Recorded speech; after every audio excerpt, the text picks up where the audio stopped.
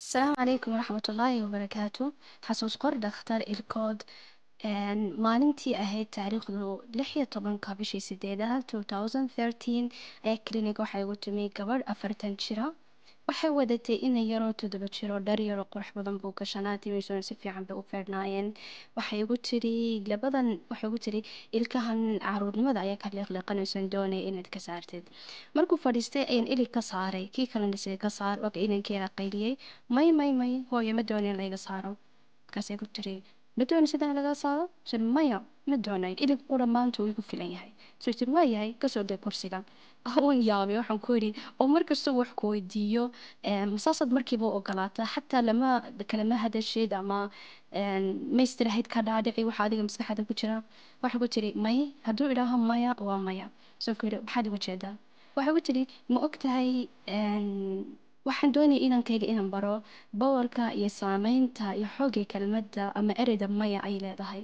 waxaan doonaya inuu barato inuu maya idhaaho oo cod dheer uu idhaaho wax kasta uu diidsan yahay ama wax kasta aanu habi ku ahayn ama wax kasta aanu murtaax ku ahayn ama wax kasta aanu ku qanacsanayn iyo wax kasta wadnihiisu iyo maskaxdiisu ay diidayso irumayso.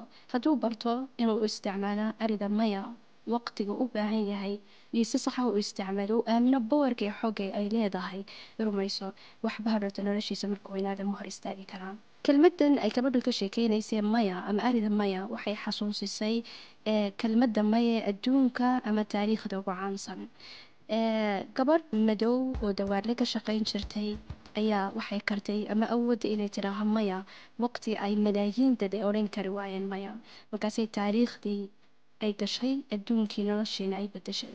taas waxaa ka dhacday magaalada la yidhaha Montgomery ee ku taala dalka Mareykanka 1955. gabadha waxaa la Rosa Parks dawaarle bay ka shaqayn jirtay. maalin bay kasoo noqotay shaqadii iyadoo daalan baskii bay raacday. beriga waxaa jiray sharciga Mareykanka jiray berigii gumaysiga dadka madowga gumaysan jiray. waxaa jiray sharci hadduu baska uu soo raaco nin cad ninka madow waa inuu ka dego ama kursiga uga kaco qofka cad because boqorku waxa weeyaan qofka cad qofka madowna waa cabdi buu yahay. maalintaas inta markay baskii ay fadhiisatay nin cad baa baskii soo koray markaasaa intuu dhinacyadiisii eegay waayay meel uu fadhiisto. wuxuu soo eegay Rosa Parks buu soo eegay iyadoo fadhida wuxuu ku yidhi kursiga iga kac waata inta iska dhiga tartay bay sii jeesato aamustay.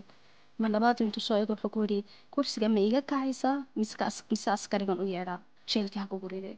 waxay tiri maya kama kacayo kursiga. wuxuu yidhi kama kacaysid waxay tiri maya kama kacayo.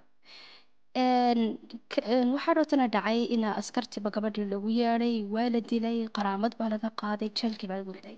laakiin bisababka kelmadda ay tidhi maya oo waqti uu malaayiin dad madow ay odhan kari waayeen oo Mareykanka ku nool oo ogolaadeen inay ku noolaadaan dulligaas iyo gumaysigaas lagu haystay hadday tahay basaska ama nolosha daraaddeeda ayaa dhota ay dadkii madooba ay kaceen oo hadhowtana basaskii la raaci jiray la joojiyay in la raaco.